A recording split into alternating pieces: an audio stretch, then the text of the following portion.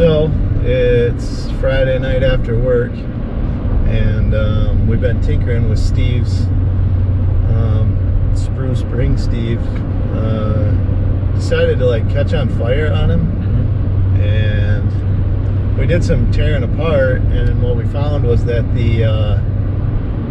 it was leaking oil out from between the cylinder head and the block, and the oil was dumping on the hot exhaust manifolds as he was driving and, you know, maneuvering, whatever. And it's 3 liter, so these are 3 liter things. They do these head gasket issues are pretty common. And Steve had intentions of doing a 3/4 swap to it anyway. This just kind of moved that up the priority list.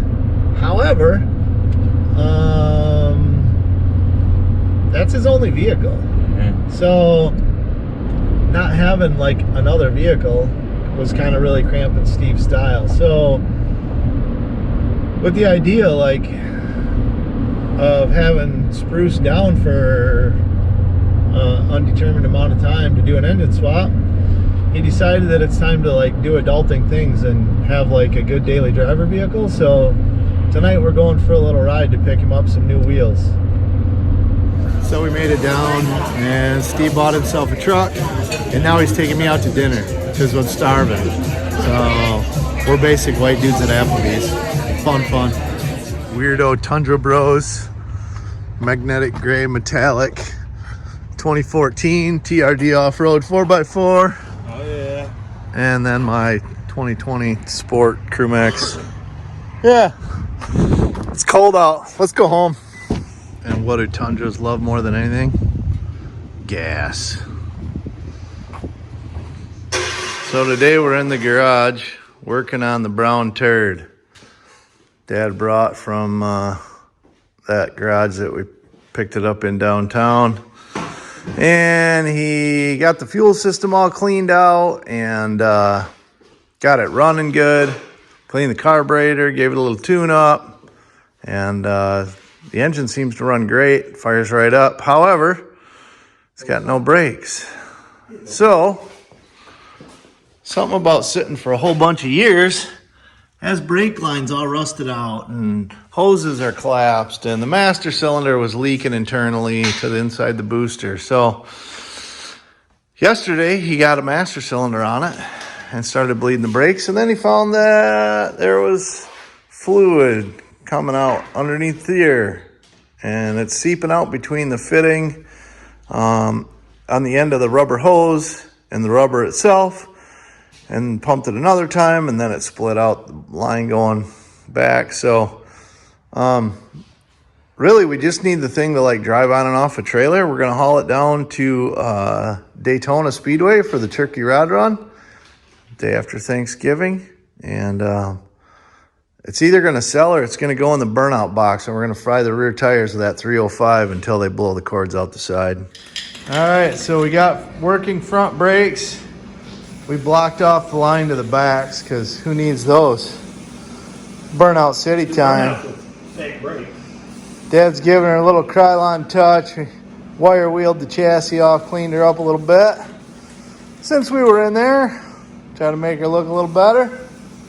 But yeah, pretty neat old car. It's amazing what just washing it did. getting rid of all the 100 years of grime from sitting in the barn.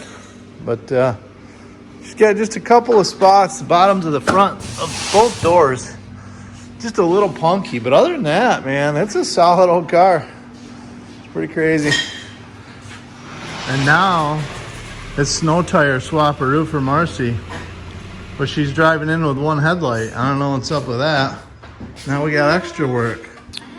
And now we got to get the truck ready. So in preparations for the big journey, we're going to stuff the 5 of us, my mom and dad, and Whitney and Jocelyn and I, into the Tundra to haul that old brown turd down to Florida. So the other day I pulled it in and used the hoist system that I made for the Smitty built tent, which works really slick. Just backed the truck in that bay over there and laid the boards with the hooks across the top of the tonneau cover, cranked down the boat winch, it lowered the ropes down, and connected them, and then just cranked it up off of there. I mean, it works super slick. So one of the rando things that I made that actually seems to work over and over again, which is great.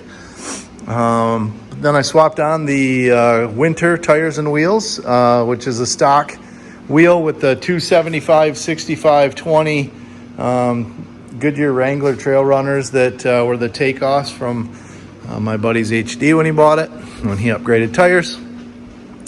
But we're trying to haul 3 Hannah girls, and I'm afraid that maybe we don't have quite enough storage space in a 5-foot pickup bed for everything that we need to haul. So we're gonna want to take a jack. If we're pulling a trailer, I like to take a jack and tools for spare, just in case something happens. And then, just some small hand tools, and we got to pack all their luggage. So I picked up off Marketplace this Thule Sidekick box, which is kind of a smaller cargo box, but I mean, that should fit one girl's stuff anyway, if not a couple, maybe, we'll see. But the hooks are a little too close together for my rack, so I'm gonna loosen up my Special Ops Motorsports racks and slide them together to line them up with the Thule box and get that all clamped into place. And I've been debating, I've got a heated seat kit like I put in the 5th Gen 4Runner in the cabinet over here, and I might add the heated seats to the Tundra before we leave, because I mean, who wouldn't want a nice heated seat on their back when they're driving, 1,500 miles each way or something.